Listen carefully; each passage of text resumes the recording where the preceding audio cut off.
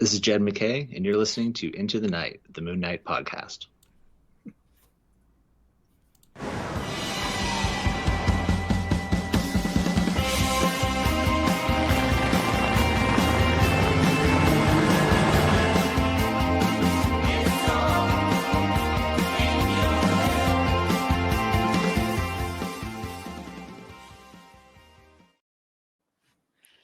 Yes, welcome back, loony listeners. You are listening to Into the Night, the Moon Knight podcast.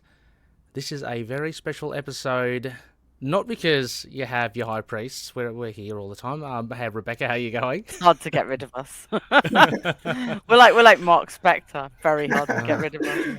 Hard to get rid of. No, I mean, it's always a pleasure to have you around, of course, Rebecca. Don't get me wrong. But we do have a very special guest. He's graciously decided to come on the show and chat all about his work, I guess, being an artist, being a comic book artist, Devmalya Pramanik. Dev, how are you going? Doing well. How are you guys How are you guys doing? Yeah, good. It's nice to be a daytime podcast, so. Yeah, for me it's a morning time podcast. I mean, I love that. I usually get the 8 a.m. slot, so. Yeah. Well, I'm 20,000 leagues under the sea, apparently. Like, I'm all like a tinge of green. I don't know. I think I'm in a submarine. But it's so awesome to have you over here, Dev. We Rebecca and I, obviously, we've covered a lot of the Moon Knight stuff and a lot of your work. Although I want to kind of jump in also to some of your other works as well, because it's just interesting to see what you have been exposed to and what you like and all that process.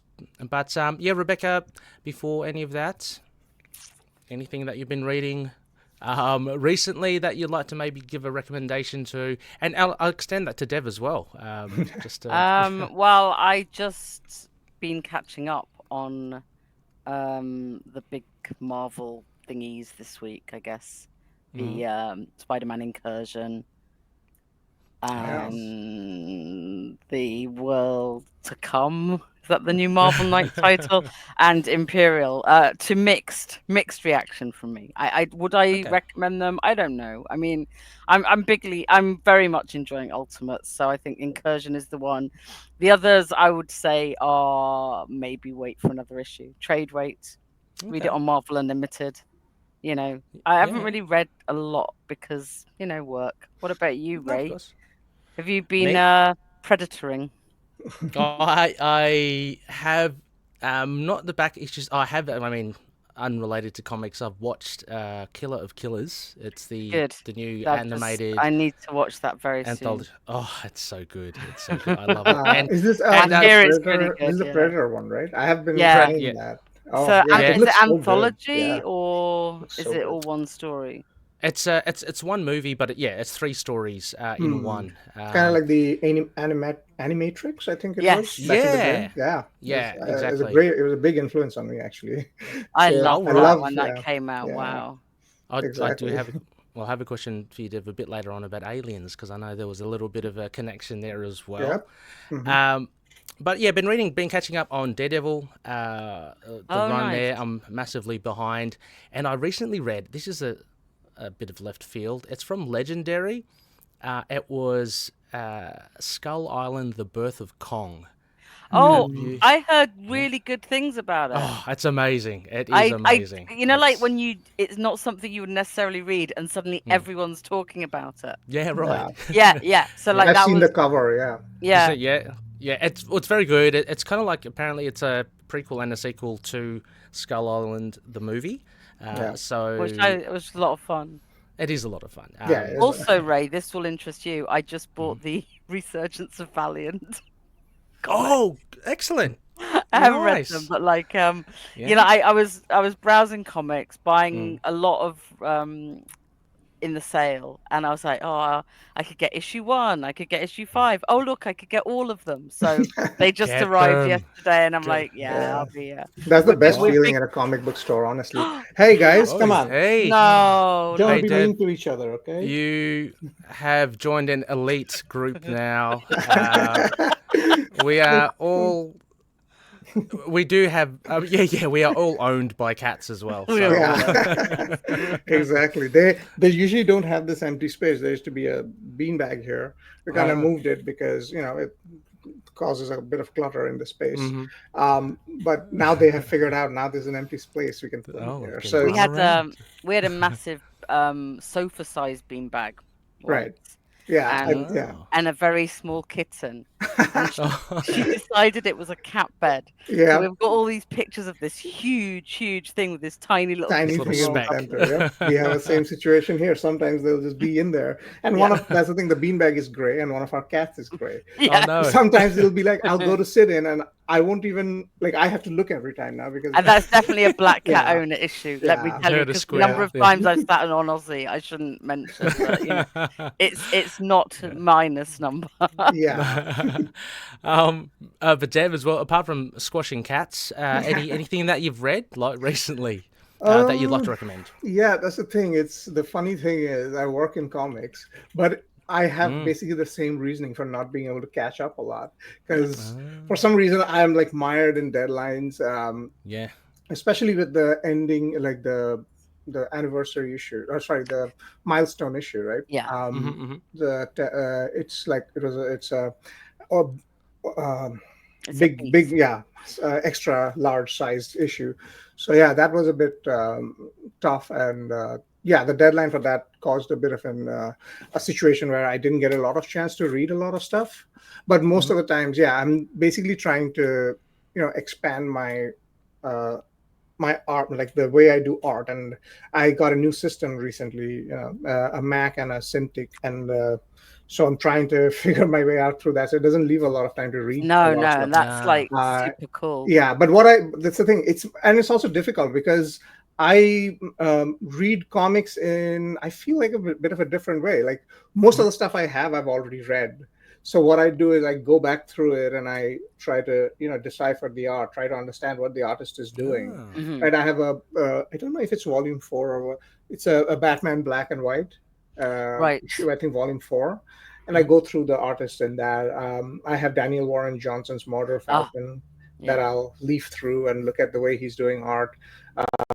How he does I don't know the sound effects, let's say. I was going to say onomatopoeia or something like that. Yes. Onomatopoeia. So how he does that and uses that in his art. So I read comics very much through the lens of an artist working in comics. So it's hard because very often people love talking about comics the way they have read the story, while I'm here going, but I am actually just looking at how he drew that figure over there, or how he composed this shot over here. But I think it's fascinating because it's one of the things that I'm very aware that I'm not always great on the visual language, because so much of it in comics is done to be very in the background, like directing your eyes and and things like that. So I find I kind of have to try and push myself to think about it more. And I mean, the Moon Knight, the run right from 1 onwards has been really good to look at it and then go back to older issues. And I remember when we have a VR system, and my partner works in teaching, in university teaching, and a lot of the time we were talking, I was like, are there any VR comics? So we sort of dug a couple out, and that is so cool. there's also eye tracking stuff, and I was like, one day I really want to do that and try and work out where the eye is actually, how that is done. But there is one where you can kind of step into the world of the comic. And absolutely, cool. And that you are very correct, Rebecca, in the sense that a lot of the times the story, a lot of the times the story kind of, you go with the story instead of pausing and looking at the art. But I think that's why comics is so interesting, right? For example, with movies and stuff, you watch the movie, right? And it's kind of similar, but also kind of different. Because in a movie, at least, the point of the medium is to let it run. It's a very strange way of watching a movie if you pause and look at a shot and go, oh, what's happening in this shot? It's a very strange way of watching a movie. The point of the movie is to let it run. Whereas comics are inherently a medium where pausing it is what gives it depth. it can give a depth to movies too. But comics are a medium where it's baked into the medium, right? The medium is not moving pictures. The medium is one shot, next shot, how they interact, how you work through it. And pausing and looking at it actually is a way of reading comics, and it gives it the depth. Like if you, I don't know if you like, if you look at my Twitter, and Blue Sky as well sometimes, where I post details I have put into my work, right? I'm very cognizant of the fact when I'm working that 90% of the people won't see it. Right? I know no one will see it, but it's to add flavor. Like when someone does come back and read through it, like maybe a lot of people will, but I post it because it's something I put in there just for the sake of it, just for the sake of the medium. Where if you pause, you'll see that small detail and you'll see it continue in the next few panels, and it'll be like, didn't think about that. And that's the magic of comics, I think. Yeah, is there a level of, I don't know if the word is frustration or what have you, of like that? Because, you know, Rebecca and I can only imagine the amount of work it takes to draw under deadlines and to produce some artwork. And you're right, like with comics, it is about the difference with that and a movie is that you can stop and you can have a look. But as you rightly said as well, people generally they flow with the comic as well because they want to have the story flow. So does it? I don't know. I guess does it annoy you maybe that all this hard work that you do with the background and stuff might be just like flicked through? No, actually, that's the thing, right? It's not. I am definitely not neither annoyed nor frustrated. That sounds incredibly healthy. Yeah, healthy and not healthy, but that's the point. And realistic, I think, because unrealistic in the sense of what you are expecting from other people. But what I want to highlight is it's kind of like growing as a human being. Think about it. When you're younger, you don't see certain complexities in life. Then you grow older and you pause and you start looking at it again. And the same thing you see more layers in it. And then you grow more and you see more layers in it. I feel in a way we've kind of gone back to a little step with social media and the speed at which people want to post splash pages and, you know, maybe out of context panels. I mean, luckily Moon Knight's not really had that issue as much. But like certainly, like I said, for the other two I just read this week, I mean, I have to get them mail order because there's no comic shop where I live. Right. So, I mean, I could already have told you every controversial thing about the Hickman and the Priest comics this week, plus what people were saying to defend them. And you get a lot of the story from that, but like you get a much bigger insight at how quickly people are now consuming it. And I think one of the things I do like about comics is that if I want to stop, I can. Like you said, it's hard to stop a film, but like I read a lot digitally. I read, you know, like the ones that arrive by post, but like I can do it at my own pace. Right. Exactly. Which, you know, I just turn Twitter off for some of them. That's I completely agree with that. In some ways, it's hard because you enjoy when people enjoy your work, right? But I feel like a lot of comics now very much focuses on those, and it was then back then too, but so much of it, I said it somewhere recently, like feels like media literacy on its own life support, kind of like it's very consume and move on, right? Look at the hype moments, look at the aura of the character, look at how cool this shot is, and then move forward instead of focusing on the story itself. And in a way, I understand it. In a way, I dip into it because you want me to draw cool stuff, I can draw cool stuff, right? But I think that the joy of the job comes from what I was saying earlier. Like when you grow up, right? As you grow up, you kind of look at the things you looked at before and kind of find new things, find different things. That's comics, right? That's why I'm not frustrated or annoyed, right? You read at your own speed.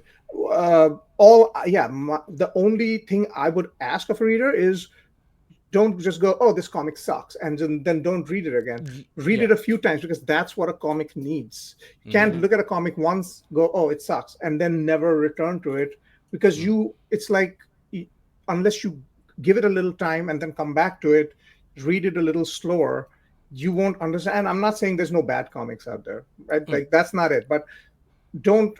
I feel that's what's changed, as you were saying, Rebecca. That's what's changed. People don't tend to give things a second chance much anymore. Yeah. Once something sucks, it sucks now forever. Exactly. Yeah, and Disposable, it's move also on. like Yeah. if it sucks on one panel, the whole thing sucks. Yeah. And it's like that just might be a thing. Yeah. Like you might be writing someone who's having an off day, or like it's. I mean, like I'm not going to say we've not jumped to snap judgments, because I think that is part of the. You get a month and a cliffhanger, and then you move on, and like, or not a cliffhanger, but some sort of some sort of hook to keep you going, right? I mean, it's not always a cliffhanger, thankfully, because I think that could get tiring. But like we have ones where would Mark do that? Is that like, do we like how that's being discussed or pictured? And then it's always kind of like, well, we'll see what happens with the story. Like that's what I mean. But the fun thing as a writer and artist is to roll with it. Yeah. Right? I see a lot of writers and I don't know, like not, but I've heard definitely people going, they're decrying the fact that that's how it is. But it's kind of the job as being an adult is to like, you roll with the times and you be true to yourself. Don't be like crying about the fact that things are different now as a writer artist going, they just don't understand what we are doing. Instead of that, you roll with it, you give them what they want, but also art as being for us, right? Like for as artists, like we do it for ourselves. So keep yourself true, but also give them a little of what they want. Like you don't have to sacrifice everything. That's where the complexity, that's where the art of it lies. You raise everyone giving yourself your integrity as an artist to just follow through with that, but also as you're saying, adapt. Right? Times change, and you have to that's what I mean.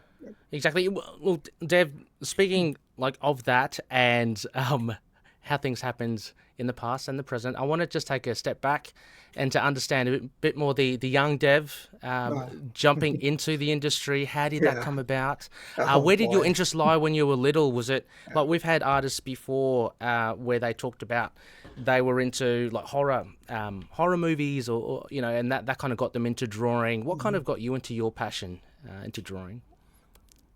Well, definitely movies for sure, right?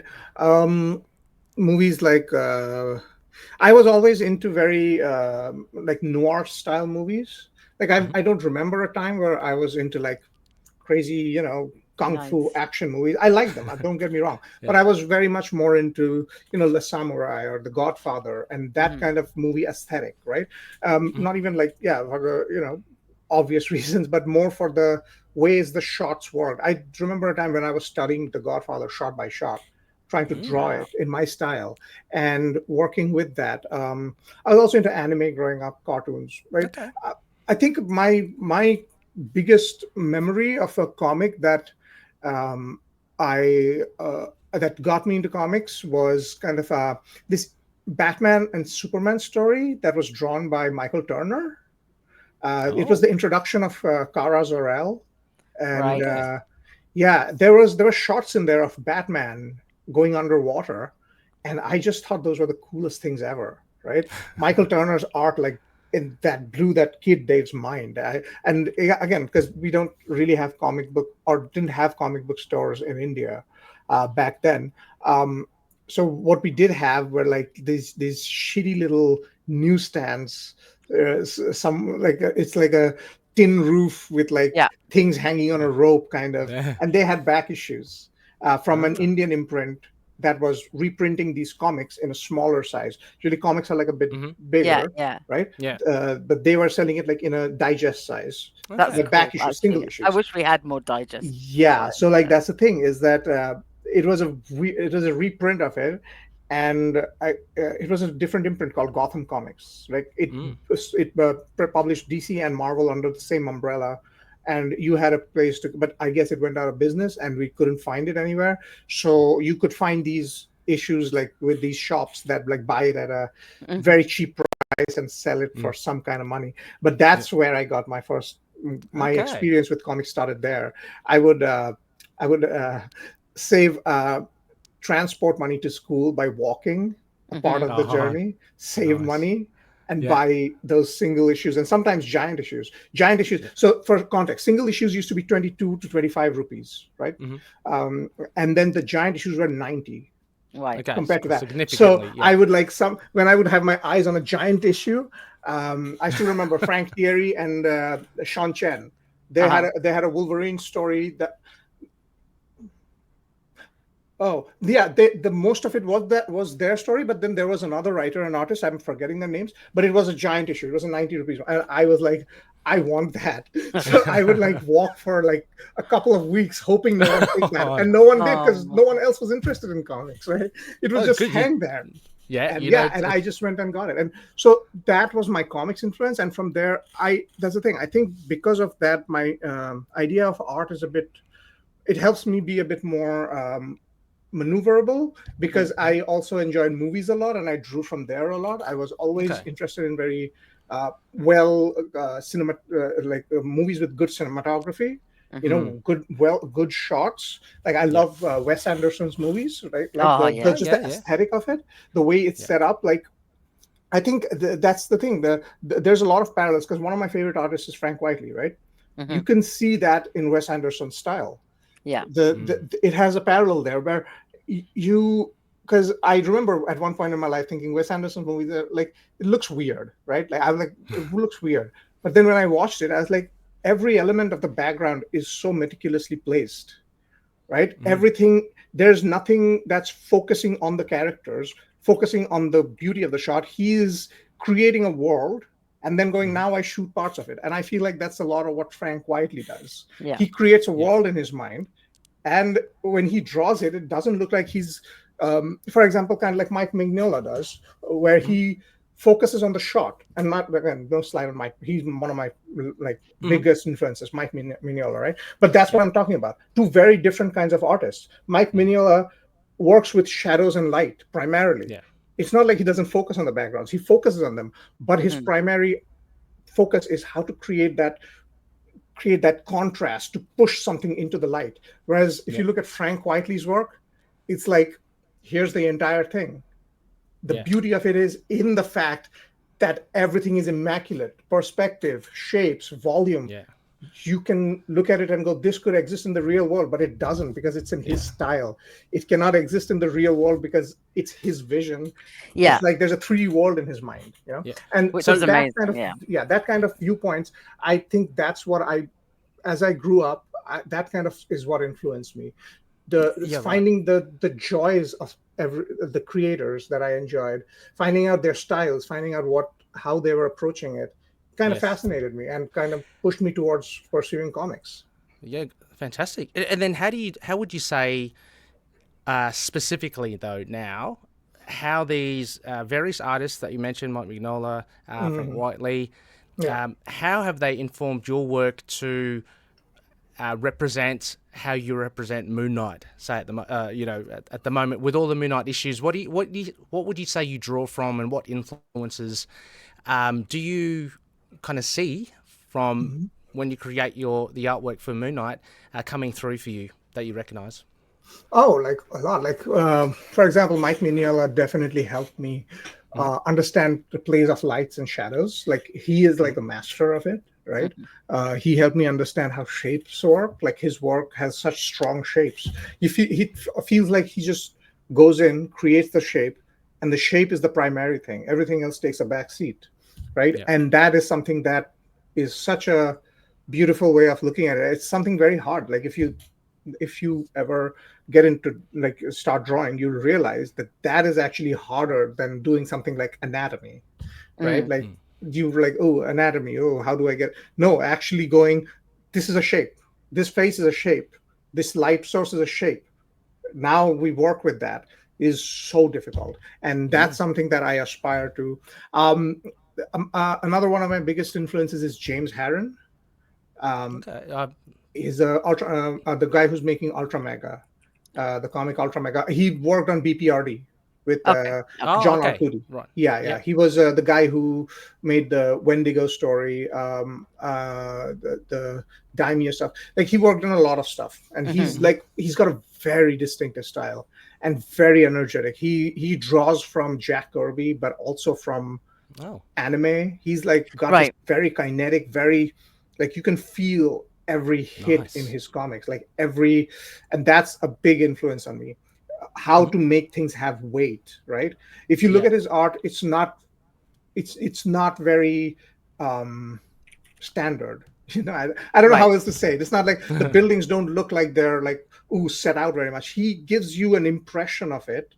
His vision is so strong, but also it's stylistic, but there's so much weight to it. Like when he does the Ultra Mega is about a kaiju battle thing, right? His comics.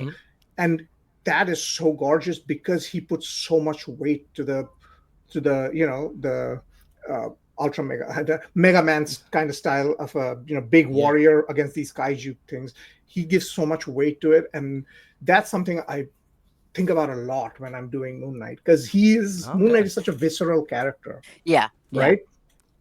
And that's the joy of Moon Knight. And Quietly is also a big influence because he's someone I think about when I'm doing backgrounds. Like I'm trying to not, I don't succeed in it because Quietly is like, I don't know what he eats and drinks. I don't know what he's going on, but he is a league of his own. I don't know how he does it. Like even the simplest drawings, I look at it and I'm like, my God, how did you do this? It's very hard to do, right? But the way he plays with scale and backgrounds and just things existing, it's a very big influence for me, where I try to introduce that into a few panels of a page to create a setting of where the people are, right? I'm thinking about that very actively. I don't succeed a lot of times, but I think about it a lot. And that informs how I do background settings. But most of the time, I'm mostly thinking about the weight of things. Because Moon Knight is such an ethereal character, but also such a visceral character. He's like, and he's got a great cast at the moment who all have their own so much fun. So much fun to draw. Because that's the thing. If you look at the cast, it like you might think, it's getting a bit samey, but then there's 8-Ball randomly. Exactly. And then you're gonna, okay, everyone's wearing suits. Oh no, now it's Tigra.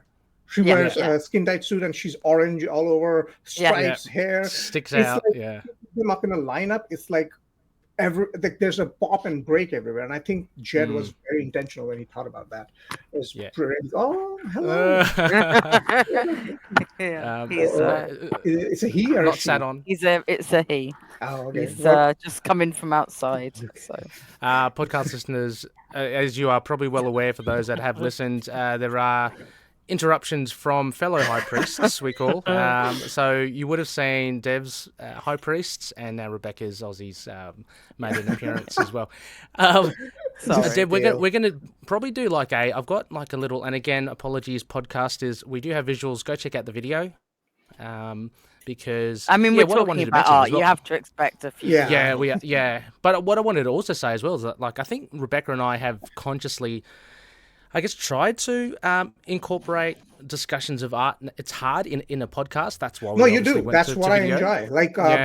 That's what I enjoyed. Like I remember the first comment I left on your stuff was I think with issue 4 and 5, right? And me trying to explain what my process was. What the process behind the art was, and that's the thing that I enjoy this channel, because when I watch it, a lot of places I've seen a lot of people reviewing stuff. And it doesn't happen with my stuff a lot. I'm lucky with that. But a lot of people will just go over the story and be like, oh, this is such a great comic. The story is amazing. Give it a read. It moves well. Like I was saying, it have this big awareness of not necessarily being the most knowledgeable about art. So always want to try and and that's a very strong that's a strong belief with me, is like you don't have to be knowledgeable to talk about it. I don't believe that. Right? It's a very I don't like that. I saw someone reply to me on Twitter going, "Oh, I wish I had more technical knowledge to tell you how great your work is." And I was like, you don't need to. Like, that's the whole point, right? I'm not drawing for the intellectuals who can tell me how. I'm already doing that. That I'm I'm thinking about it, but most of it I'm doing it, and I need it to. I want my art to land the same way Mark's punches land, right? It hits you it's like he's not hitting you, but hitting the wall behind you. Yeah. That's how he's hitting you. He's not aiming for you. He wants to go through you. There's that viciousness to him, which enables him to survive in a world where everything can tear. Yeah, no, I mean, it's true. You know, like, well, Dev, look how I hope many you're not fights he's been up to, you know. I hope you're not vicious. Dev, I just hope you're not vicious in nature. Only in my art. I'm just that's the point of it. I think is that a cat, right? I thought I saw cat ears pop up. No, I'm here alone. If it's a ghost or a spectre, then I'm pretty scared now. It does have a cat. Yeah. Oh yeah, I've got a couple downstairs. I think it was your arm. I think it was your arm. You moved your arm back, and it looked like cat ears. That would have been great to have the full set. And no, I'm not vicious. Ray's good. Ray locks his out. I close the doors. Yeah. Oh, he's a pro. He's a pro. And no, just with my art, like that's what I mean. Yeah. Right? I don't want to have like. Yeah, Mark's not standing there going, explain. I want people to analyze my fighting style. You know, like Taskmaster actively said, I don't want to analyze his style because fucking I'm going to die. Yeah, exactly. There's no sense to this, right? And that's the building point. at me. I'm throw a plane at you. I don't care. Like, that's the whole point of art. It's like, it's about a feeling. And that's why I think I kind of vibe with Mark a little bit that way, because he goes through life with a feeling. He has a belief in what he believes in. He has issues not just with his DID, but also just in himself, right? Like he has this inherent feeling like he is dispensable. And he's not good enough. He doesn't give himself worth. Yeah, exactly. He's a terrible he feels father. like you know. Exactly. Yeah. So that's the thing. He has those issues, but he has whatever he does, he believes in himself, and he goes through the world with that. And my art, I feel that's where I wanted to get to. I don't care if it's good or bad.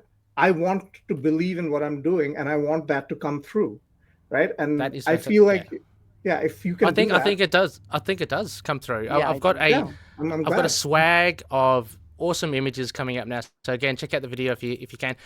Dev, we're going to kind of go through. Like it's almost like a little portfolio of yours, but also an opportunity to talk about the visuals. Like I've got some fantastic Moon Knight panels. So I put this up, Paradiso image. So I'm not too familiar with this. Rebecca, you said that you do have it. That's I think CW. Oh man, I can't believe I'm forgetting his name. I love his art, and he's also Christian Ward. Christian Ward, right? Yeah, he's doing the Two-Face comic right now, and he was doing the covers for Paradiso back then. Oh, okay. I picked up the trade a long time ago, right? And because I was like, I don't know why, I was just like, I think it was like just when Ram had started being huge. Or we'd just seen him in a con, and I was like, I'd bought Graffiti's Wall and loved it, and I was like, I'll get Paradiso, and it's really enjoyable. It's kind of like sci-fi vibe. Really. Yeah, it's a sci-fi dystopian story. Yeah, cool. But I didn't really connect that the artist was you.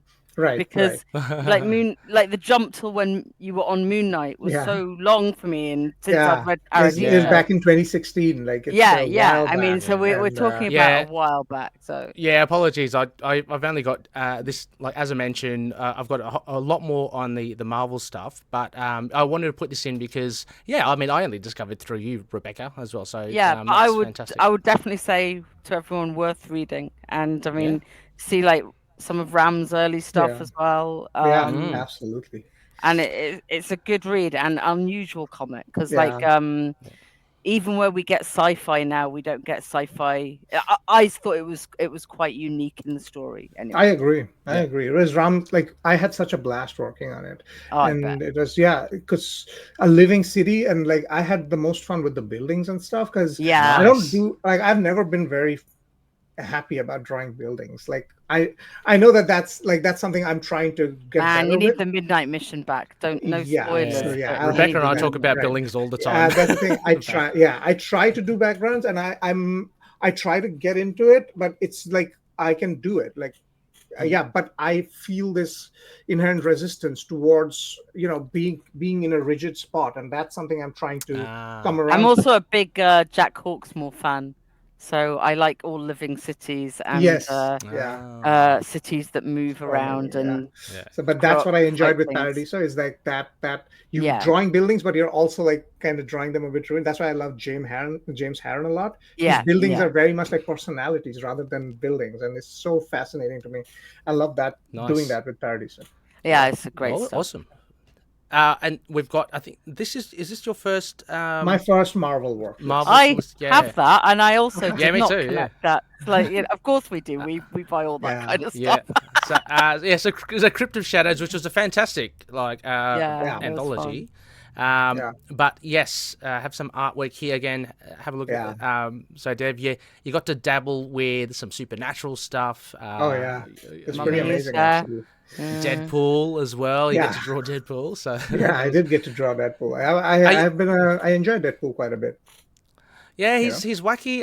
He's quite Wacky, yeah. divisive. I enjoy his early stuff. I don't really know where he is right now, but I did when It's I about was to go coming- to Gotham.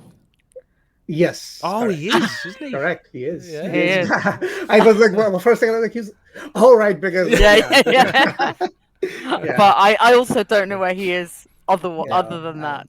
But that middle panel was one of my favorites. Sorry. Sorry. Yeah, that middle is... panel was one of my favorite panels That's that a I've great drawn panel. in a That composition stood out. sense.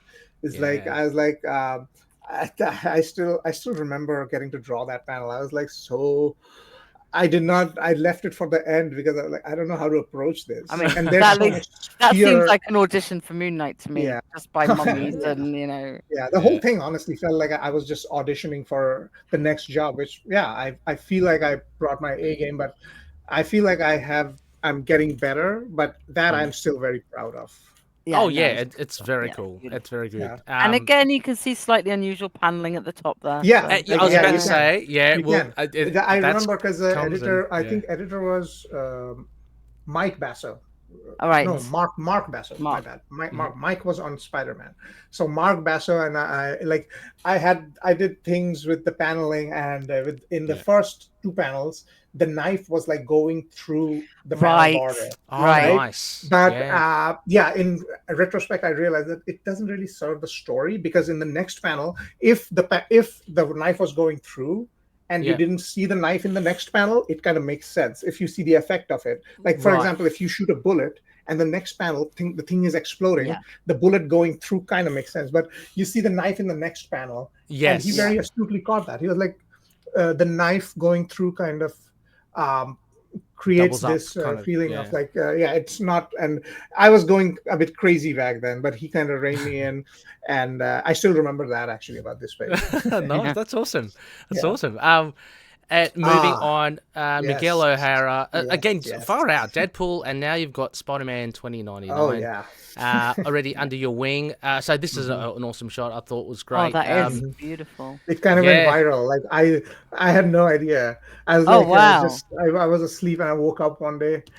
Again, back then I was more of like thinking like, I'm just doing my job. I'm excited, but I'm also like the people didn't really know much about me. They knew my work, like I saw things around, but I woke up and someone had posted this and going, Spider-Man 2099 is getting a comic, and look, they gave him some color back, and he looks so good, and like it had like 1,500 likes, and I was like, what? Nice. What is happening? He has some feral fans. He's oh my god! In a good way. You're saying that as if like I feel like him and Moon Knight, we are just like that's fair. That's I'm fair. like, what are we doing? I don't understand. But they do. And then we do a shift here. This is obviously, I mean, more recent. I mean, the others weren't that old as well. Yeah. But 20th century, Fox with Marvel gaining the Alien, and we spoke about Predator before. So I wanted to get your take first of. Look, number one, are you an Aliens fan? And again, such a property which is known to be quite particular, I guess, with what you can or can't do. I mean, I know in the writing side of things, but how about with drawing? Yeah, I am. I wouldn't say a super fan, but I enjoy the body. I like it was definitely transformational for me. Right when I was growing up, I watched Aliens. I didn't get all the capitalist themes and all that, but I mean, who did? And the whole idea of like a mother, like it being a very matriarchal system, and it felt very much like yeah, I'm gonna be weird, but it felt very much like the feminism kind of asserting itself and going, don't fuck with us, right? You do not get to fuck with us. And I saw that in Alien. I don't know if anyone else, because I've always heard this anti-capitalism, capitalism bad kind of stance with Alien, and I agree with it, and I see it too. But that's not what I saw growing up. I was like, we talk about Ripley being a badass woman, but I was always like, look at this alien mom. She's gonna rip queen. Yeah, I mean, now how more and badass that more, is, I think right? now more and more they're doing sort of feminist overviews of the entire run, and like that's what I always saw. Like all the I was stand-ins, more all the sort of children Ripley kind of adopts, looks after, even when it's alien. But she still has that kind of I need to nurture, and it is. I mean, I think I put off seeing. I didn't see the first one in the cinema because I was like, I don't like horror. Yeah. And then I saw the second one, and then I was like, okay, I'm gonna go back and watch the first one. But my sister's cat's called Ripley, so that's cool. Very cool. That is very cool. And I actually really enjoyed doing this. It was just the one I can't. It might be another one I might be mistaken with. So you inked it as well? Did you ink this one as well? I pencil inked and then spot colored as well. Yeah, nice. So these are all my colors. I remember. I think I was with. My head for names is really bad. I'm sorry, guys. I was with Grunwald, Sarah Grunwald. I was with an editor who I think she's left Marvel now. Same editor I did Wolverine with. Grunwald. Okay. I think it's Grunwald. Brunstad. Sorry, Brunstad. Sarah Brunstad. Okay. Brunstad. Yeah. Fucking. And she came to me with Alien, and she was like, okay, we get you do the work for us, and I was like, yeah, sure. And then when I was drawing, I was like, I thought the work included me coloring, so I was like, wait, am I coloring too? And she was like, oh, you want to color? Okay, go ahead. And I was like, I was like, oh my god, she didn't expect me to color, but now I have taken it on. Now I'm screwed. But this actually helped me with my the style I have. I'm kind of enjoying quite a lot, which is like red, black, and white, black, white, and red, which I do a lot. Like I work with a lot with that, and this is where I started with that. This is where I understood that I could do this, and So I mean, I assume when you're doing it with a limited palette like that, it's a lot more about. You have to think about more about the lighting and the shadow and the. Think about what you're lighting, what you're. And even here, like which shade of green. Like what you can with the shades. Yeah. It's probably really a silly question, Dev, but like, so taking on pencils, inks, and colors, would that have like tripled the amount of time then for you? Oh, with spot coloring, it is a little easier, but it's also more difficult. It's like weird with spot coloring because it's like you think, oh, it's just one color, but the difficulty comes in planning because when you spot color, that's final. It's not going to a color like right now. I'm working with Rochelle Rosenberg, and I feel spoiled.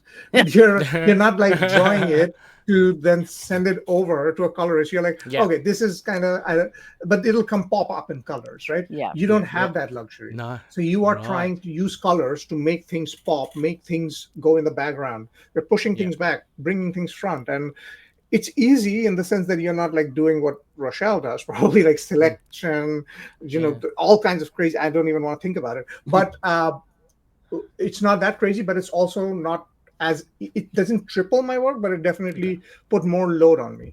And so that's the thing. It's No, that's it. That's great. I mean, it's very different, although it's still like Marvel. Again, it kind of veers totally different kind of storytelling there. Then we get into Infinite Comics. So Savage Wolverine. Yeah. So again, we're doing name drops here. Deadpool. You got Miguel O'Hara. Now you got Wolverine. I was supposed to do the you gave all the hyper-violent ones, I'd like to say. I apparently get all the violence. I mean, that's the thing. I think I tweeted that out at one point. I was like, I feel like Jed and Marvel are just like, let's just keep giving him more and more violence. And I was like, I'm good with that. Let's go. Maybe that says something about how you draw visceral. Sort of, so it's definitely, I think that they see that. I don't know. Yeah. It's very difficult with Marvel editorial. It's very difficult to understand who's coming from where. Yeah. And you're just like, it's like you just go for the It's ride. a whole other machine. You know? Yeah, exactly. Yeah, there were. This is That's it's great. It gives me. I don't know. I'm picking up like what I think it might be the inks or the actual art style as well. Some influences from. I'm going to say I could probably butcher his name. Jonathan Bogadovi. Bogdanovich? Bogdanovich, Bogdanovi. Yeah. I think I know who you're talking about. Well, anyway, it just I find it very, very, very cool stuff. Had any differences working for creating art for an Infinite comic? Oh my God, yes. Yeah. Like I was saying earlier, I was supposed to do the entire thing, but I think the Infinity threw me off so much because when I do a page, I'm this is not a slight to any other artist, just making it clear. But when I do a page, I like to think about how the things are moving forward, what's creating the most impact. And like I said, I know everyone does it, but the way that changed for Infinity Comics is so massive. I have to think about when the reader is going across to the next page, how that transitions. And I'm trying to work with, like, as the writer, I think the writer was Tom Bloom. And the way he wrote the script was very much how a writer writes a script. You know, but the thing is, his script didn't account for the fact, or it did, but not in the sense of like, if the writer was like, okay, because of the way the page turn happens, this is what I would like you to do, right? The way that, usually, like if Jed writes a script, he's very much in charge of how the page turn works. Right? I can come to him and say, hey, I think this would work better with the page turn here. And he'll be like, okay, I'll think about it. Let's see what we can do. But with this one, Tom and me both, for that matter, we are like in an Infinity Comic situation, but neither of us are really very well versed. I don't know how well versed Tom was at that. He was also, I think it was one of his first comic book projects, but neither of us are very well versed with Infinity Comic page turns or page moves. So trying to build around that was like very difficult, and I lost a lot of time there because I just moved to Canada back then. And I was trying to figure out, that along, like I was trying to do it within the proper work schedule that I was having, but I also had other stuff. But this put such a mental load on me trying to figure out how the page turns are affected, how the space of a phone or whatever you're reading on, how you can compose within that to have the best impact. It was difficult. And because of that, I only ended up doing 2 because I got pulled to Moon Knight. Yeah, but we're not complaining. So no. Sounds like you're not either. But like, no, I mean, like, I do like the Infinity line. I get frustrated at the ones that I like that I want in print, that don't make it. I think the Wolverine is coming out in July.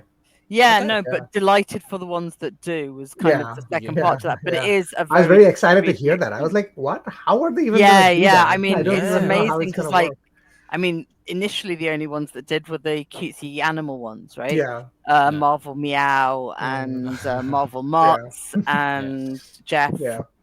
I'm set Alligator Loki. I may have them all. But well, as Ray knows, I have a Pet Avengers tattoo, so I have a particular interest in sort of collecting things where the Pet Avengers show up. But I mean, it is kind of interesting because, like, you could tell what market they were aiming for with those. It's a good move.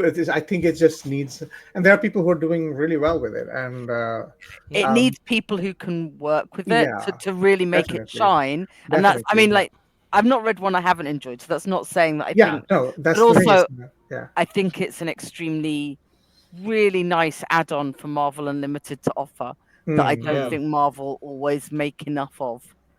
I mean, I guess it is a nice. I guess financially there's a benefit for them to have people still buying hard copy, but Marvel Unlimited is such a great system, and having things like this, it's a great way to go forward. Very good. Yeah, it is. Again, another Titan Ghost Rider comes in. Yeah. So he another hyper violent. So it's so funny. I mean, they've you were talking about what is difficult, like knowledge, shadows, and anatomy, and I'm always, and I've told this to Rebecca, I'm always impressed, like with animal depictions, from artists, because animals are, I'd imagine, quite hard to do to make, because Oh yeah. I always use references for animals. Like I don't even think about it. Like I'm not gonna sit here and think about how like I'll do that on my free time. But when I'm did you not want the internet fight about whether it was an alligator or a crocodile? Oh, I didn't see it. Was there one? No, I'm just saying. No, I know other people with other. I think when I first posted the black and fights white like that. So. Right. I think when I first posted this, what I did get was someone saying, "Is that a Ghost Rider crocodile or a Ghost Rider alligator?" And I'm like, no, it's just a regular one. Because in the black and white, you can't really tell if there's a flame. Yeah. Oh yeah. But I love creating this character so much. Great, demons. There's something different now. As in, we're getting, this is deities, Zala. This is Khonshu. like Vengeance's true form, and they asked me to design it. That's absolutely beautiful. That's great. And they did give me some directive, but overall, most of the design is kind of me, and That's exciting, right? That must be really exciting. Yeah, and right now I think Sean Damian Hill has worked on the character a bit. I absolutely love what he did with it. Right, I might be misnaming him. I know his name ends in Hill, Sean Hill, I think. I'm not. Yeah, but he reinvented my design a little bit. He changed it around a bit, where he has like bubbling stuff around the bottom of the rib cage. And it looks fascinating, and I said that to him. Like, I love how you've worked with the design, right? That's the joy, right? Like, I enjoy creating something and then having people draw it. But I think for me, the biggest joy comes when someone takes a design that I have made and kind of works their own magic on it. Right, I am not someone who goes, "Oh, but you weren't true to my design. You weren't. This is not. No, why isn't this?" And like, I'm not doing that. Like, it's art, right? You take my design and you interpret it how you want. Because again, it's not my design, technically speaking. It's Marvel's, right? But I did it. I have I intellectually made it, but at the end of the day, I actually quite enjoy the process of watching someone take a design I have made and go. It kind of evolves over. Exactly. Yeah. It's the collaborative thing, isn't it? I guess if you absolutely. couldn't really work in comics as much or as efficiently or as enjoyably if the collaboration wasn't, because it seems to be such a thing, and especially with designs and redesigns. Nice. I'm just going to the next couple of slides. No slight, obviously, to David Paratore. They're fantastic. But I just wanted to show that the issues that you were involved in, Dev. So, again, just fantastic artwork at the front here. So, issue 6, issue 8, with the Shroud, issue 9. Then we got issue Fist of Khonshu 4. I haven't got this totally updated because I know you've done, obviously, some sense, and issue 5 as well. So, I'm going to draw some panels from here. And then, I mean, we were talking about your creation of structuring panels and layouts and design. There are some great designs here as well. So a couple of great hero shots here, of course. We talked about the not the staff, the congregation, the cast.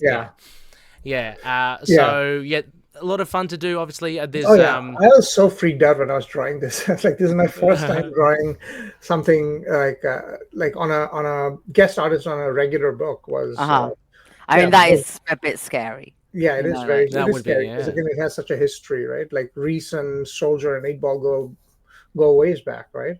Yes.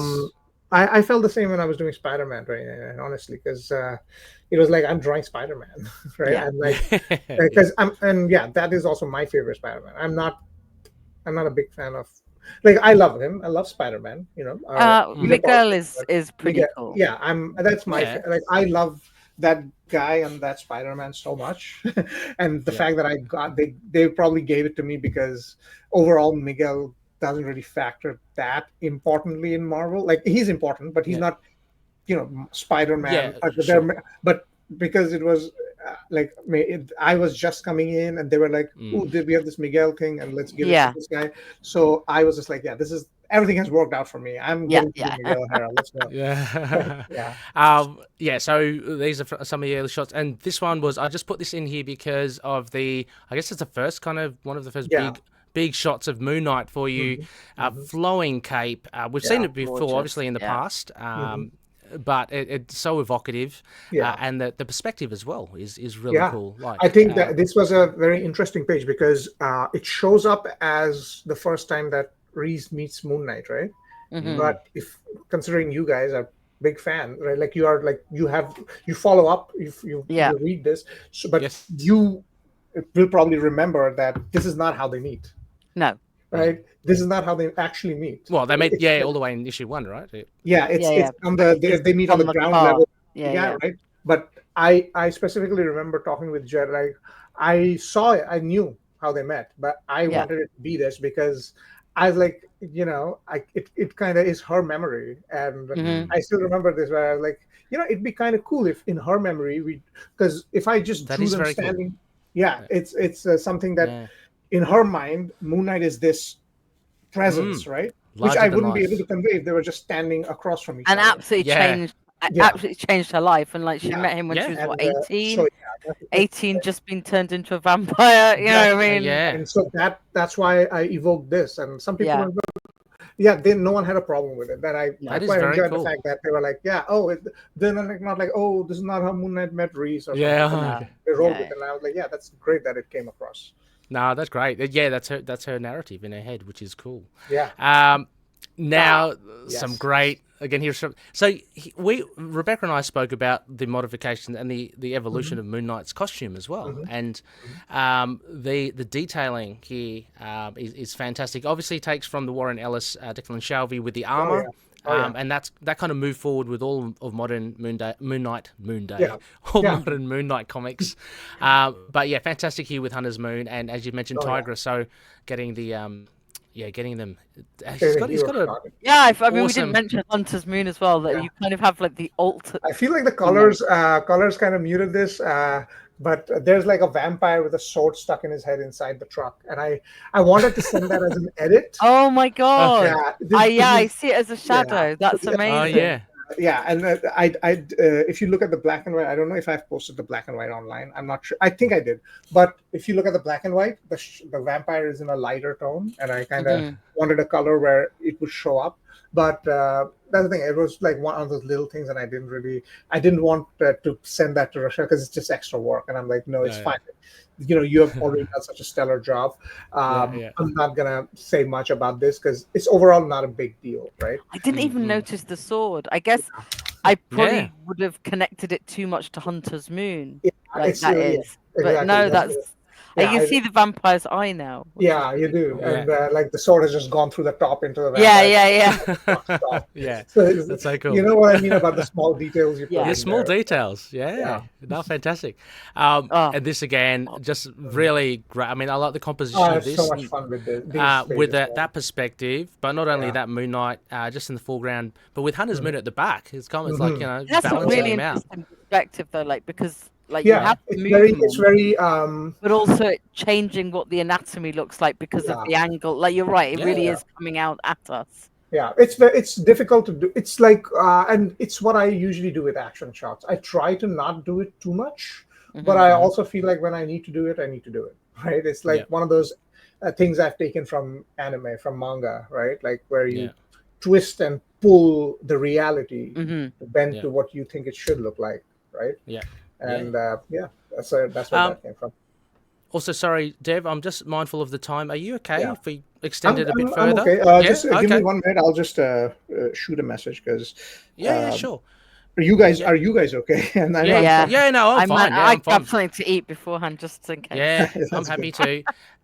So while Dev's just doing that, I'm just going to flick it over for those that are watching the video to the next panel. Going to a panel. And this is where we're talking about the paneling, and there's so many different varieties of how you manipulate the paneling, Devin, and so this is just one of them. I thought it was really cool. This is one of the. Sorry, my bad. Oh no, I was about to say just take us through like how this evolved, like. Yeah, because that's the thing. When I first started with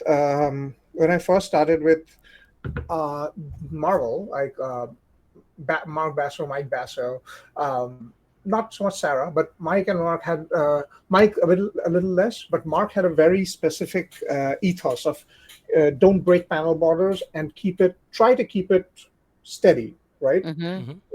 And yeah, like that's the thing. This is not a dig. Like no. But it's also like you can see that he has a very specific idea, and he wants to, keep it to that. Like he appreciates the artist working within that, and he thinks within that sort of structure. Works. Like you saw it, like with the Deadpool and that story, my art didn't suffer for any reason, right? But with Moon Knight, Devin is a very we gel really well. Okay. Right? Devin and Lauren, and I think now Drew is also in there, but we all gel really well, where Devin is not really someone who goes, this doesn't work. Devin does have, like he said in one mail, where he was like, I don't like breaking panels that much, but you always make it work. I'm like, oh, so he doesn't not have a problem. He just thinks I can work.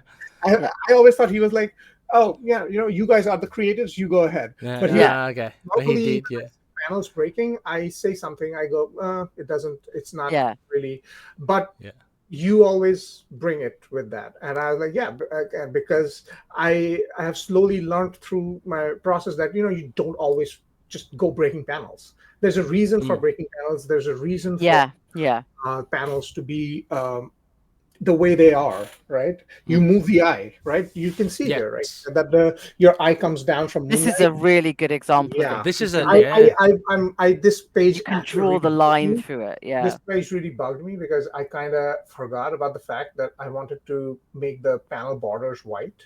I sent it in, and when the colors came in, I was like, oh no.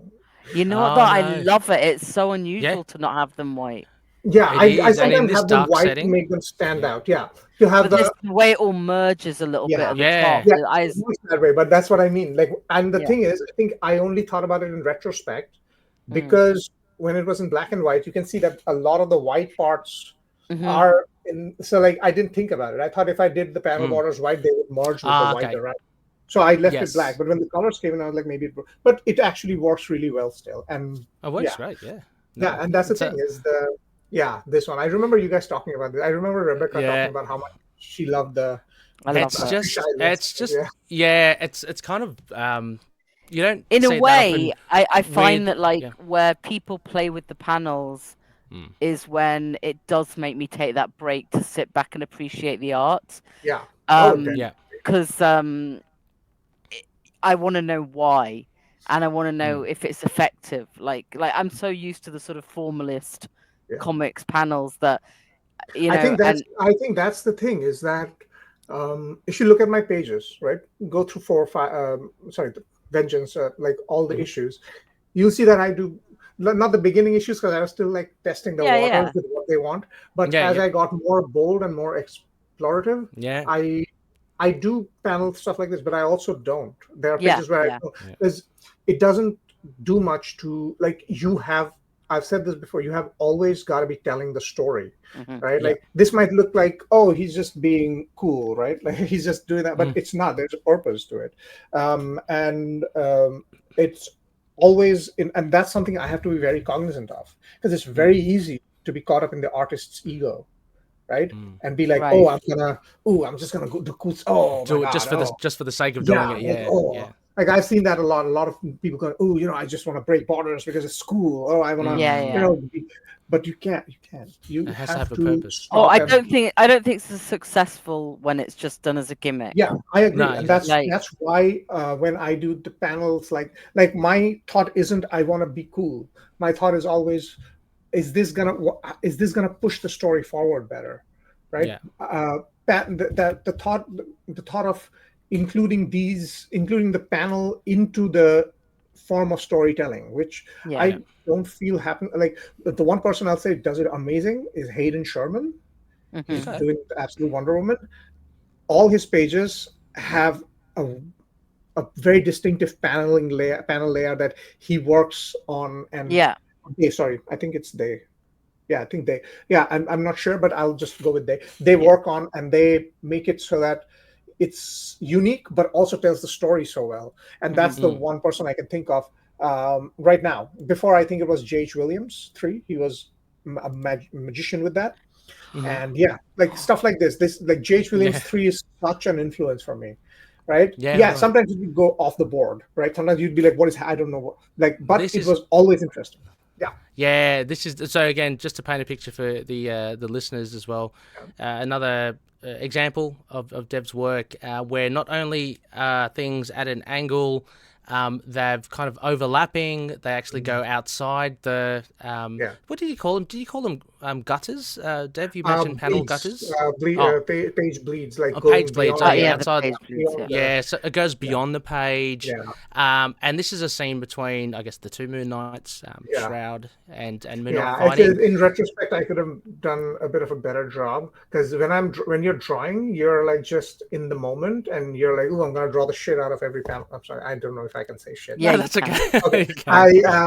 I draw shit out of every panel, but in retrospect, when I came back and I looked at it colored, I was like, maybe I shouldn't have rendered the Shroud so detailed, because as personally, right? Like I know that people enjoy it. I'm not, but I've heard some people, like a few people go, it's become so small that I can't follow it along, and I'm like, I see that, but there's a very similar Iron Fist fight in a comic. That's actively what Jed sent me. Wow. I mean, like I do an Iron Fist podcast as well. So like, I remember breaking that fight down. I think Iron Fist and Elektra, if I'm remembering correctly. Markers. It's like the page count the panel count keeps reducing by 2 every page. And the coloring shows you who's coming out on top in the fight. It's very smart. That's amazing. But again, I kind of take that point about, is there too much going on? But again, it's one that made me slow down and go, hang on. Like, you can't ignore details of this fight? Because normally, you'd sometimes open a page like this. If it was a splash page, you'd just be going, okay, done with that page. And this one, I think I got to that middle one where he's punching, and then just went, wait, I didn't quite get in the detail of the and so I kind of had to go back and then right at the end went, oh look, there's a broken moon at the back. In the background. So like, because you're so focused in on it, and I think I guess that's what they're like when they're fighting. They're so focused in on the fight. That's the thing. That's what I try to live by in comics, is always be telling the story. Always be telling the story, right? Never stop telling the story. You can't be like, oh, I'm going to stop to do this cool shot. Always be telling the story through everything, because what else is there, right? No, absolutely. This one I thought, just because it has Moon Knight again for listeners. Basically, at the forefront, at the top of the page, and you have the actual moon signifying his emblem. As if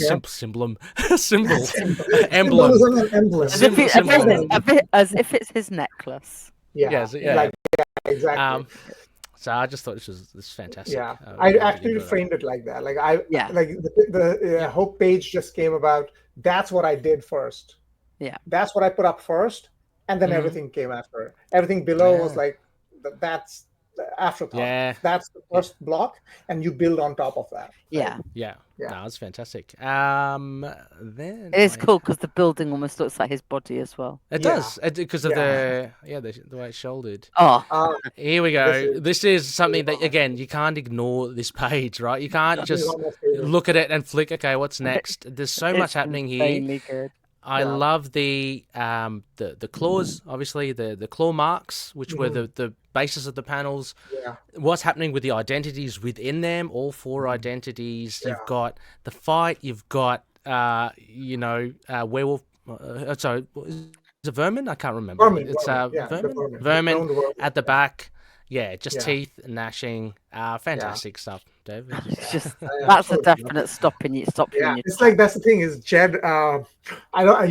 Because Jed usually with these that's the other thing with Jed. It's like he's so very much gives the artist the freedom to do what they want, right? He's not like one of them who's like, oh, I have this vision and I I want you to do this, and he will do it when needs when he needs to. But with these, almost every montage page, he has very much like he just goes, there's this montage and this is what's happening. He must go wild when he actually sees them, though. Like, I can't imagine somebody sending someone this script and getting this back and going like, well, that was not in my head. I actually like, because again, I think the last one, the last montage with the shroud fight, I sent to Devin, and Devin had like, because again, I had an idea and I sent it, and Devin had some thoughts. He wanted the panels to be bigger, so I increased the size of it.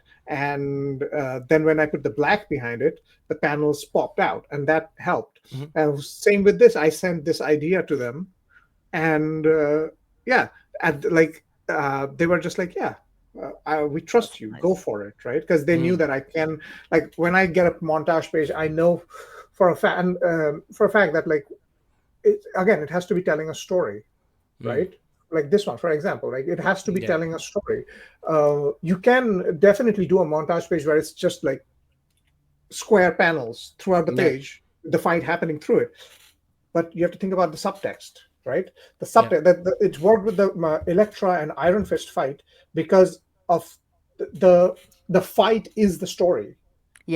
Right. The fight is the story, and in that situation, you have to slow down and show every step of the fight. Show what the actions are, and that's the place where you use the traditional setup. You use it to show the actions, whereas every time I've drawn a Moon Knight one, it's always symbolic, right? It's always something is being symbolized through the fight. The Vermin fight is him being overwhelmed. This one, he's coming out and exploding and embracing his violent side, and so that's why I did it.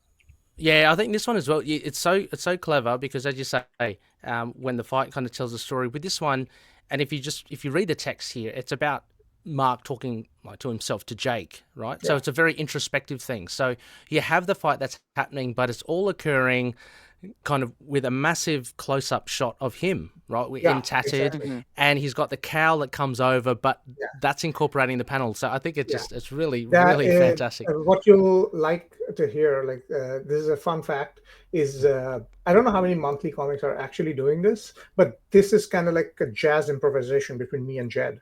He didn't have all this text. This and the previous fight page.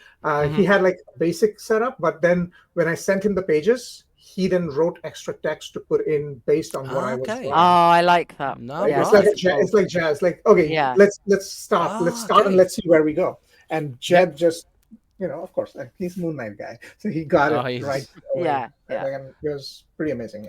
Oh, that's fantastic. Oh, it's good to hear. This one, I had to put this in, Dev, because of Rebecca and I, we talked about the wild dog. The dog shadow in the background. I love the shadow, the smoke that evokes the wild dog. I love that. That's really good. You just don't see it very often. Where it's not Batman's symbol, I should say. We had to get the Batman reference in somewhere. Oh no! And also, Dev. Sorry. Also, Dev as well. I thought the texture for this is different, right? The cape and even the vermin at the bottom, like it's softer.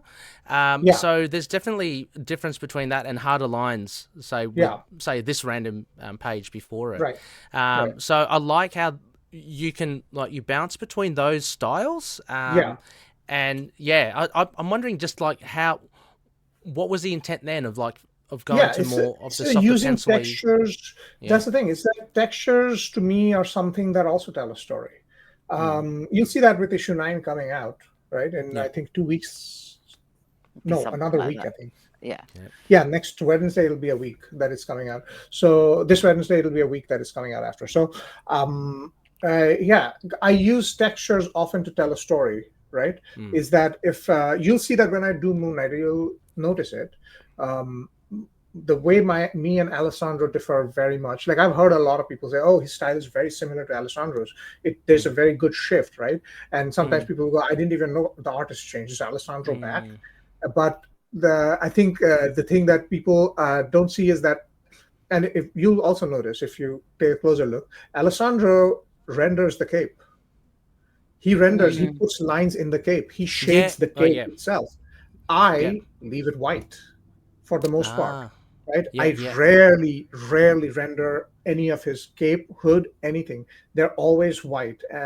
And I know that like Rochelle can work magic with almost anything, but I always feel like his cape staying white helps the way I draw.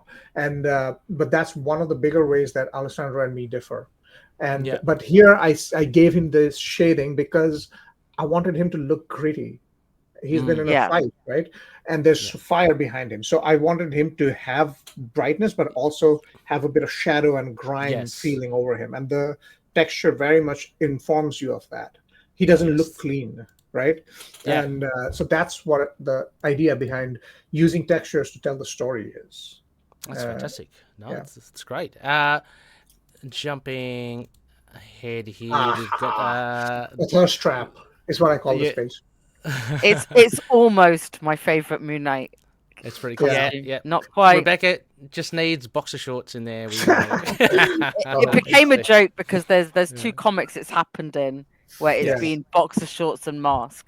And I think it's just it's not so much the thirst trap element, which is probably what people think it is. Yeah. But I just find it very funny that he has the mask on in that situation, like where he's got his boxer shorts on. Yeah. So that's like I mean this is I agree, this one's more thirst trappy. But the fact that he'd be in his underwear and still have his Moon Knight mask on always just makes me laugh. So it's always another interesting story. Another interesting story about this art wise is that when I drew this for the first time, Moon Knight's figure was much smaller.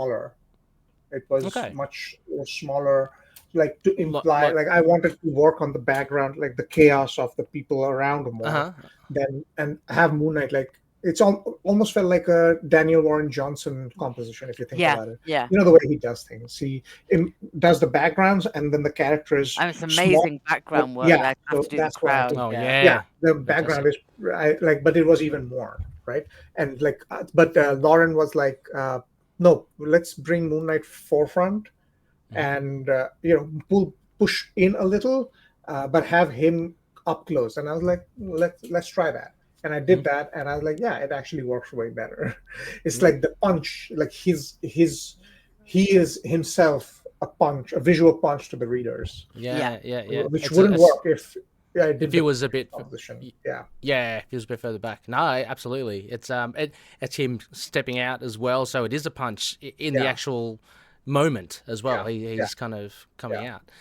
I just love this one. It's just Moon Knight in full flight, getting ready. Achilles Fairchild. To draw. I had like the time of my life drawing these. I love that one. Very overworked because this was a very quick issue. But I loved every second of this issue. It's so much fun, and then there's a fight, and just another a hint of those panel shifts as well, just to lead our eye. That's a quietly influence the breaking through the panels. That's what I saw Frank quietly do in V3, I think. And the way that the character just breaks through the panel and comes to a halt. I think what he did in V3 where they go through the panels while fighting. It's kind of cool. Yeah. So Devin, it was okay with this? Because you mentioned Devin wasn't really keen on breaking panels. Yeah, he's that's the thing. Devin is more the thing he struggles with is when you break panel, like someone just breaks panel for no reason. Yeah. You know, but here the story is breaking the panel. Absolutely. Like he's getting hit so hard, he is basically not following the rules of comics when he's getting thrown off. He's like, like the rules of comics don't apply. So for those of you living under a rock, Fairchild is an Asgardian, so it's kind of like at this moment you're kind of like, okay, well, Moon Knight's been fighting this guy who we think is like a farm boy. Or grew up on the farm, but he's got something else to him. This is a great way of showing that, okay, he's a little bit more than what he claimed he was. Those are the examples, Dev. Thanks so much for that. I've got Before we cap off, I hope to do it justice. We do have some feedback. So Yeah, let me... I kept an eye on the forums, and you have a bunch of questions. Oh, yeah, so Yes. you've probably seen all these. But Yeah, anyway... you'll be ready to answer them. Ready. I was more like, I see these, but I also, because I'm on the live stream with you, Yeah, so I'm like, you guys are going to curate what you want to ask. So, Yeah, no, for sure. Oh, well, yeah. Apart from one comment, I did leave. These are from Reddit. Yeah. And so effective range 8684. Rebecca, shall we alternate here? Yes. Sorry. Effective... No, no my worries. glasses are working. Yes. But effective range says, beside Moon Knight, who is your favorite character to draw? I think I'm kind of tied. Three, like in the top three, like I have Spider-Man 2099, Wolverine, and Moon Knight, I think. Yay! Yeah, those are my three top characters to draw. I was getting heart palpitations whether you were going to say someone else beginning with B, but No. I'm happy. Moon Knight is definitely one of my favorites. Yes. Then Large Blake says, what was it like coming in as an artist to a world that had already got a set style already?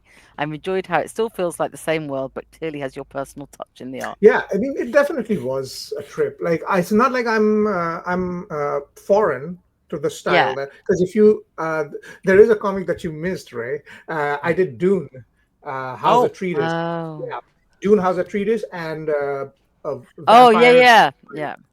Vampire the Masquerade for Walt. I think I have that as well. I haven't read it all, but I do have it because I'm a big player of Vampire the Masquerade. I think I remember that from somewhere. You saying you had that, but so those are the comics I worked on as well, and you can check them out when you can.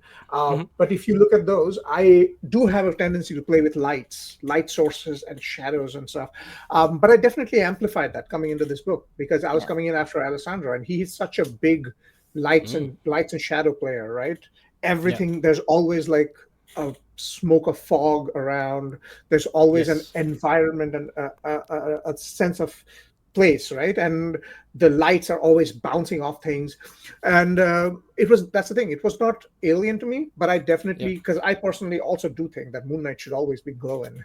Because come on, right? Like Moon Knight should have a glow to him and a sense of like, he's radiant, he's like powerful, right? And to me, that's a big sense of it. And it kind of meshed well with Alessandro's. So it was fun working with the set style that was already set, because I was not really, it was kind of my playhouse, playing with lights, creating dramatic lighting, creating dramatic shadows.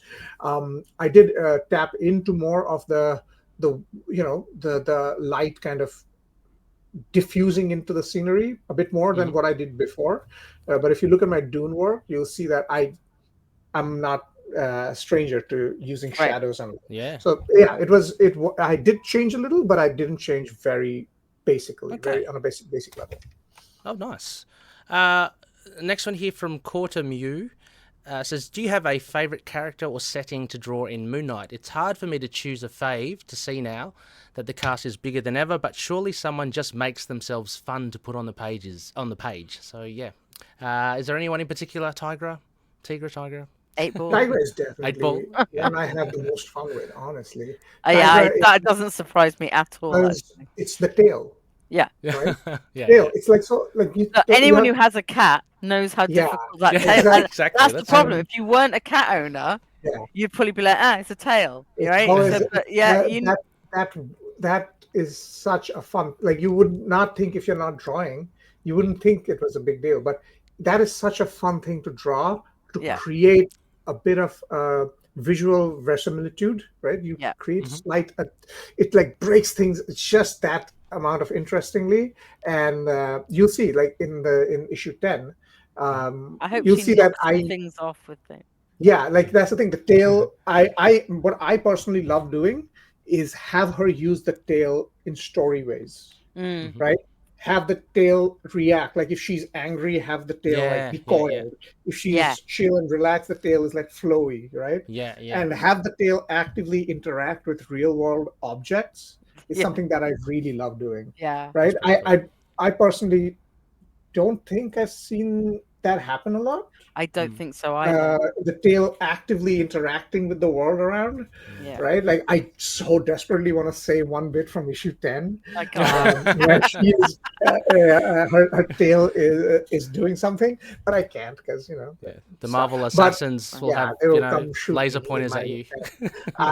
But yeah, the I think about that a lot, like having her use the tail to do things in the world, like because I'm also a big video game player, right? I love video games.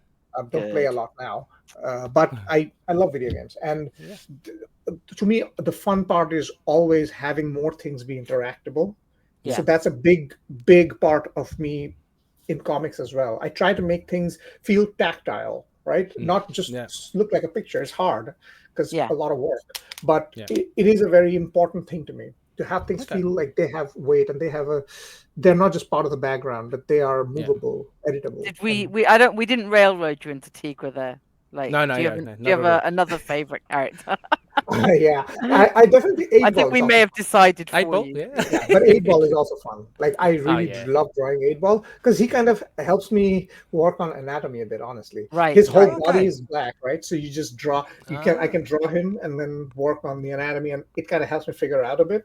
And you don't worry about facial expressions. Yes, that's another one, right? Like you can just draw his head. It's that's another element actually. The fact that you have to convey emotions through. That would be difficult. Yes, body, right? You'll see if you look at the issue 9 previews that came out. There's a panel where Tigra is pointing at him, and he's like, "Whoa!" Right? Yeah. But how do you do that without the face going, "Whoa!" Right? I had to draw his 8 Ball like moving back a little. Alessandro is amazing at that. Having his body act in certain ways. It was such a great influence. Like when I read Alessandro's work, and Domenico is also amazing at that. Like I read their work and I'm like taking cues constantly about how's the body acting working, and that is such an important part of 8 Ball. So he's also very interesting to work for me, and also he's a setting and. Midnight Mission, I really enjoy Midnight Mission, and like I hope we get it back. I hope so too. That's such a fun thing to do. Like when you go through the doors and everything is, and it's all bets are off. You can do whatever the hell you want. That's what I enjoyed the most in issue 6, honestly, drawing the inside of the Midnight Mission. The feeling of like you go through this door and the inside looks nothing like what it looks like on the outside. It looks like a place that is. And it's an ally in itself. Yeah, an ally. It's a friend, and it's powerful that it can bend time and space. I think I also did. I did the interiors of the Midnight Mission in issue 9. Right. Okay. Yes. No, issue 8. Issue 8, where Reese and Dr. Sturman are sitting on the stairs. Yeah. And that was also a very fun thing for me to do. I had to use a reference and kind of learn a bit of perspective from that, and so that's fun. Yeah. Nice. Then not SMX.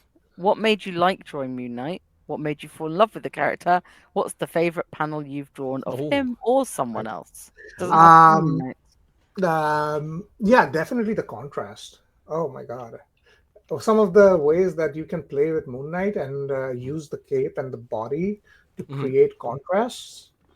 Such like the way that Declan good costume. Yeah, it is a good costume. In a good costume, that's what I mean. Like a good costume is very important, but the whole way that Declan Shalvey used the cape, Bill Sienkiewicz is also another big influence for me. The way they use the cape to create compositions is so influential. The way you'll see, I think that Declan Shalvey used Mr. Knight's suit to like break panel borders is a very big influence for me. Where in issue 8, he's then the penultimate page, I think page 19, he's like just standing there with the sword and he is talking to Carver, and he is just, his cape is like just creating the gutters. Oh yes, right? I know which one. That is such a big influence for that page. Is that it creates the gutters for the and that's why Moon Knight is one of my honestly favorite. It's intimidating for me. The reason I didn't draw him much was because I was like always scared that I wouldn't do it justice, but now I have to. You're in there. You're part of the elite. You are the Moon Knight artist. I am. I'm trying to get there, but that's the thing. And my favorite panel. Yeah, it's funny because to me, my favorite page, honestly, is the Khonshu versus the Dragon Dinar. That double page Oh is one of my yeah, favorite. yeah. That would be Because fun. it was such not just because I think it looks cool, but also because it was such a exemplary page for me. I was so scared of tackling it. It's like a personal milestone to me, right? I was so scared of tackling it, so I went to it at the end of the issue, towards the end of the issue, sat down one morning, and I was like, you know what, just overcome your fears, because I haven't. If you look at my history, my bibliography, I haven't done a double page in a while. Right. It's one of my first double pages I've done in a long time. My last one, I think, was Dune. It was in Dune. Right, that makes sense. And I was nervous, but then I sat down and I started with the thing I love most, Khonshu skull. And I was like, I'll just draw this skull, and then I'll go from there. And then once I drew the skull, I got into a comfort zone and I started drawing everything, and I just went through the process, and I didn't get any blocks anywhere else. That page was done in under 6 hours. Right. Wow. Nice. And I was like, oh my God. It was like a personal feeling of, and yeah, I haven't repeated that yet. I'm like stressed out of my mind with every page. But that's why that page is so fun for me. It's like, it's a testament to what I want to achieve as a comic book artist. Oh, that's fantastic. Max Fisher, double X, says, is there a character you'd like to see join the Moon Knight cast so you could draw them regularly? Oh, is that laugh because there's something happening in issue 10? No. Okay. Don't worry about that. No.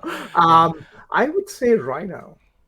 Oh, wow. Rhino. Wow. Right? Love it. Like, I I love it. love the character design. I've always loved drawing big, bulky characters like that. It's such an interesting design thing for me, and I kind of feel like I would go a bit crazy with that.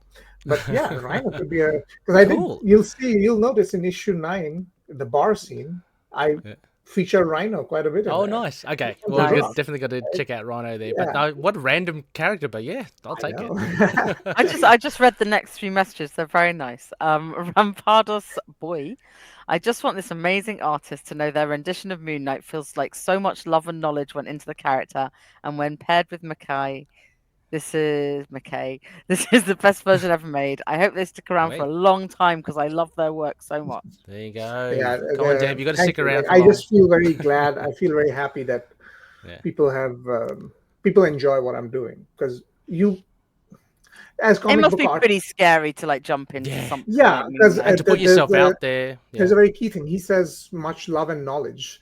It's like I didn't have much knowledge jumping in. I had a lot of love, but not really a lot of knowledge, because I have always been a fan of the art for Moon Knight, but I haven't really followed the character. Honestly, no one really. I am only just starting now, right? Getting omnibuses, getting trade paperbacks, and kind of delving, because I didn't know I would be in Marvel. Right. I didn't know I would be Why working would you?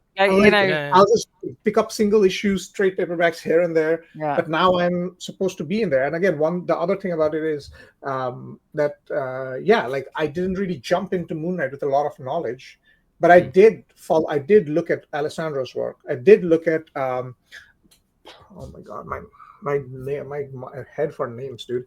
The other guy, Domenico Carbone. No, he's on Khonshu with me. The other guy who was going back and forth with Capuccio. Oh God! Oh yes, he did the devil. He did the Devil's Reign. Yeah. Oh gosh, I can't remember either as well. Yeah, we're all in the same boat, Dev. And and the saddest thing is, I actually really love his work. Yeah, that was one where that was our first jolt from it. Federico Sabatini. I kept thinking Sabbath, and I'm like, but I think the interesting thing for every single artist across this whole run, like their first issue, I've been, is this gonna vibe with me? Like Capuccio, if you go back and hear what we said about him issue 1, like. Yeah, I think he probably got the biggest kind of, I don't know what I think about this. And then by issue 2, we're like, no, I like it. It's kind of like that interesting thing where you're sort of jolted out of your comfort zone. Yeah. Yes. And then by the next issue, you know what to expect, so you can start seeing all the details and then appreciating all the things that somebody's individually bringing to it. And I think Sabatini, because he was the first one we had with the break from Capuccio, was kind of like, oh, this is quite different, isn't it? And everyone else has been that to a certain extent, but not those were like the two biggies. Because they were like, because like Capuccio, you can see some of the influences of former artists, but it's quite a different style, right? To go from like Shalvey and definitely. And then to this much more freeform, but there's something so freeing about it that you can see how it really serves the character. When people, and that starts like I think helping inform how you look at. Definitely, you have to meet the artist kind of on their terms. You can't think like I've seen this a lot in the comic book circles where people just think of artists like you're just providing me a product, right? You're the product, and I can either support you with my wallet or not. But it's not as simple. No, I mean, like, I was talking about a comic last night where I disliked the art to such a degree. That I would not ever recommend the comic. I could never read it again. That can happen. That's what I mean. Right? But that's exactly what I mean. Is that like I can forgive bad writing almost more than I can forgive art I really dislike. And I'd say there's only one comic in this world that I could describe in that way. And it's interesting because it was one I really wanted to love, and it's very hard it's very hard, and it's not because of the art's bad. It's just the art isn't for me. Just got a few more here, Dev, if it's okay. No, that's fine. That's fine. I'm just kind of keeping my partner in loop. Oh no, of course, I actually had something to say about that because that's the thing. The fact that you want to meet your partner, you want to meet the artist where they are, doesn't mean that you cannot dislike. Like that's what I mean. Like it's such a complex thing, right? I think the thing is about art is like I think you can excuse a lot if you see that there's passion behind the creation. There's passion and love, but it's also such a hard thing to say about comics because monthly comics is a grueling task, right? The way that Declan Shalvey approached his Moon Knight run was probably very different from the way I came into it. I came into it in Vengeance as the guest artist, and it was like hit the ground running, right? I was like just dropped in, and I was like, now I have to produce this in a set amount of time. I didn't get the chance to sit down and consume, and I'm sure that's happened for everyone. But right now I'm in a different place. Right now I'm reading a bit more. I'm gearing up for what's coming next, right? And I have that a bit. But when you're supposed to do monthly stuff, you hit the ground running and you have to keep running, right? And you want to keep running because otherwise you don't get a paycheck, right? So it's a hard proposition, but I think passion and love into your work kind of shows up in different ways, and people can get a sense of it in their belly. It's an instinct almost, right? But you have to have both, have instinct, but also have the critical thinking to engage with the art. Not in a way of like, oh, I just instinctually don't like it. Because by that logic, I think a lot of people would have a lot of problems with how Bill Sienkiewicz draws. He's so random. You could be like, oh my God, I don't like everything. But when you let yourself get into it and you engage with it on the art's terms, you love it because you can see that there's so much love and care and knowledge that has gone into it. So I think you're right, Yeah, it's kind of locking into that. I guess kind of trying to lock in with that perspective of the artist, and enjoying that for what they produce and what they bring to the whole thing. Yeah, exactly. Charlie Brown says, not really a question here, but Bengali Indian drawing Moon Knight makes me so happy to see. So. It's funny because there is another Bengali who has drawn Moon Knight, Bengali Indian. It's Parthapratim Sarkar, I think. He did some issues of Moon Knight. Where he drew the Black Spectre. I think he's the only. No, him and Sabatini have both. Like, I don't think Alessandro has ever drawn Black Spectre. I realized that he did the design, but Alessandro has never actually drawn Black Spectre in the comics. It's Sabatini drew him, and then Parthapratim, another Bengali Indian, did. Interesting. So I'm not the only guy who. I don't know if he has ever drawn Moon. Funny is that he's drawn Mark Spector, but he hasn't drawn Moon Knight. Hasn't drawn Moon Knight. He has guessed it. He was at the time that he was in prison. Yeah. Oh, Feeling a bit shortchanged there, I reckon. Then Yeah, Indigo. how he I'm feels not about going Moon to. Knight, so I have no idea, but that's the information I had. Indigo underscore EXP 9028, because I'm not going to try and pronounce that any other way. How did you join the comic industry? I think we've kind of covered that a little bit. Yeah, But yeah. I'm really curious about this because I'm planning to try joining the industry maybe, and this would really like to know how exactly you joined, if you want to share. Unrelated, but I really didn't think I would live to see the day where Desi is drawing Moon Knight.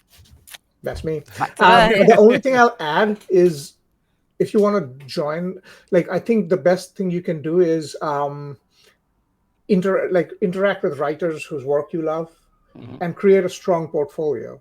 That's the best thing you can do is create a very, very strong portfolio where you are showing all of your skills, not just showing how well you can draw, but how well you can tell a story, how well you understand storytelling. If you want to be a comic book artist, that's the biggest thing. You keep creating and then you keep shaving, like, sculpting your resume in a way that you can, get people to notice that, yeah, I'm not just someone who does shiny, cool stuff. I can tell a story, right? Yeah. Yeah, no, absolutely. So, Expo, just keep at it, build that portfolio. Yeah. And, we've got Alex Le Artist from Blue Sky.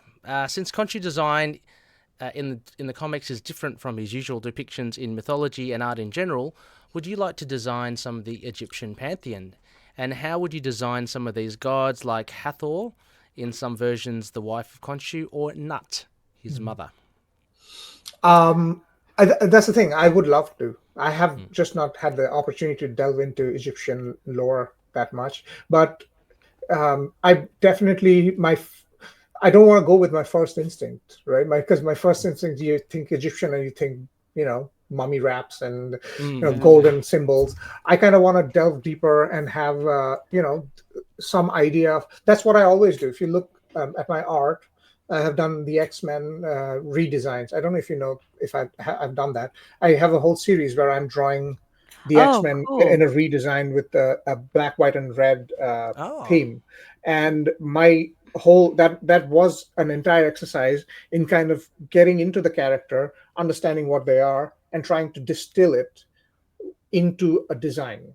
Right. And if you get the chance, you can look because I think it's also my Twitter header, honestly. Okay. It's you can find it pretty easily. It's on Reddit as well. Someone, if you just type my name into Reddit, you'll see one of the few posts is like, his X-Men design. So you can see what I'm doing with that. But that's what I would always love to do. I can't say offhand because, again, I haven't had the chance to breathe and kind of get into Egyptian lore.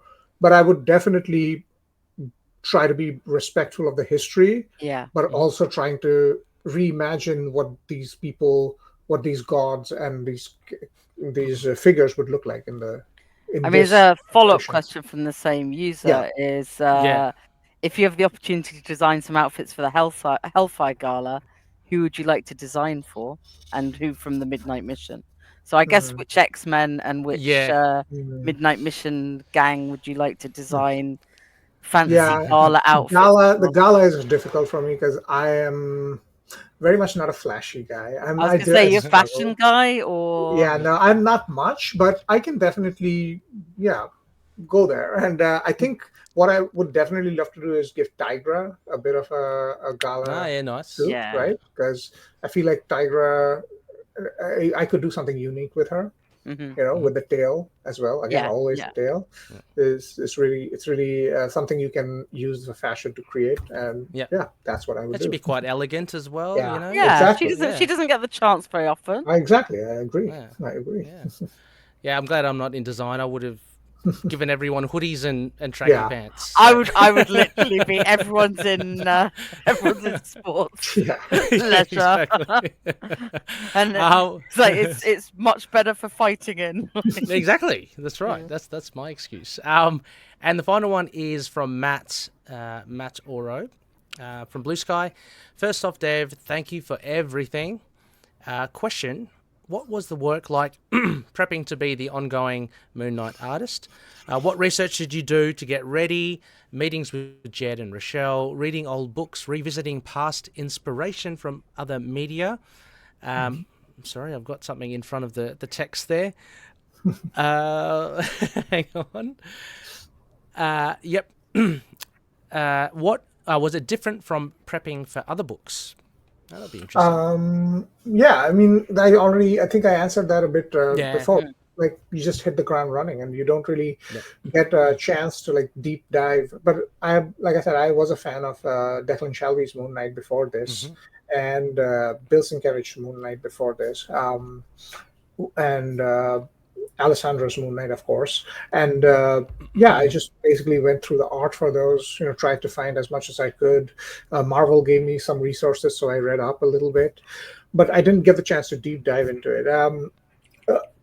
Like prepping for other books is definitely, I've had a better, like I've done more prep for other books, but not Marvel really. Like it's a growing experience with Marvel. Right. Start on a book and you do a little bit of research because they have so much history, right?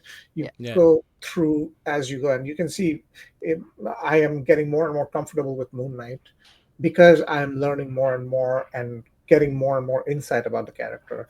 So the prep is kind of ongoing, to answer Matt's question.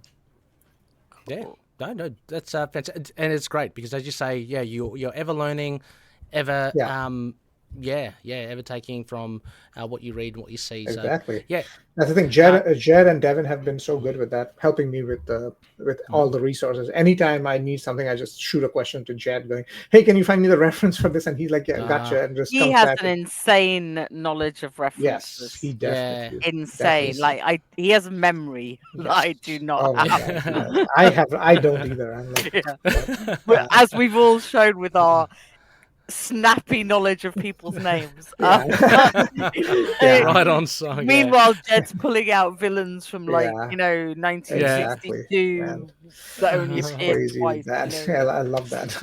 It's great. Yeah, but that, I guess that wraps up all the questions. Thank you so much, everyone, for dropping in your thoughts. Dev, I want to say a huge thank you for coming on, and thank you so much. We've gone viciously over time, but you've been so accommodating. I was thinking the same thing. So I really thank you. Thank your partner for us as well.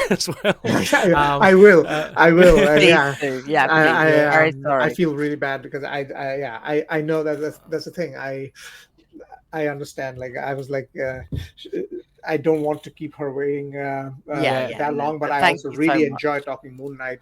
I'll really enjoy having you on. We follow each other on Twitter. So I'm gonna try and address everyone who asks questions on Twitter and see if I can give them answers to the question there, because it's, again, like, we got here on time. I feel like we're just very passionate about Moon Knight. We can go on for 3-4 hours, honestly. Like, this can go on all day, right? Maybe we'll do it again sometime. Yeah, absolutely. I'm absolutely open. The door is open. The Midnight Mission is open for you. Midnight Mission is open. Exactly. With much more time on hand. That would be great, actually. Before we head off, Dev, is there anything that you want an opportunity to plug anything? Or we know that you're on Moon Knight, but anything else that you want to give a shout out to?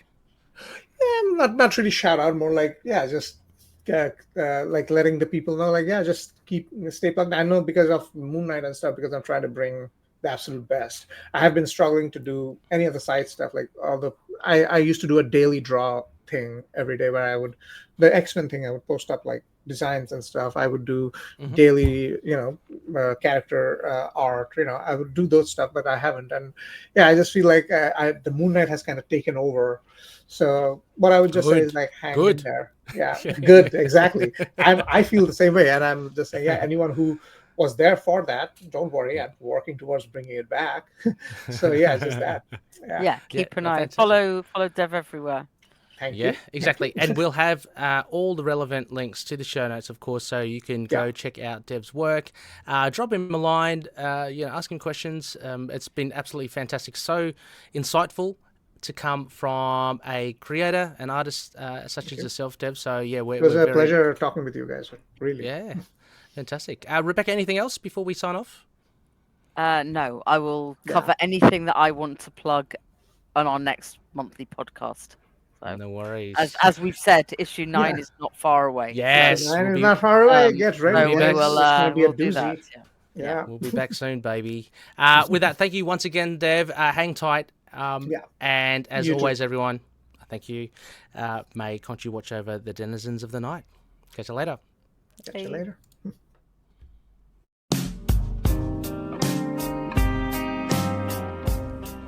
Moon Knight and affiliated characters, stories and events are properties of Marvel Characters Incorporated. Materials used and discussed within the podcast are intended for critique and review purposes only under the fair dealing concept of the current Copyright Act. The views, information or opinions expressed during the podcast are solely those of the individuals involved and do not necessarily represent those of the copyright owners.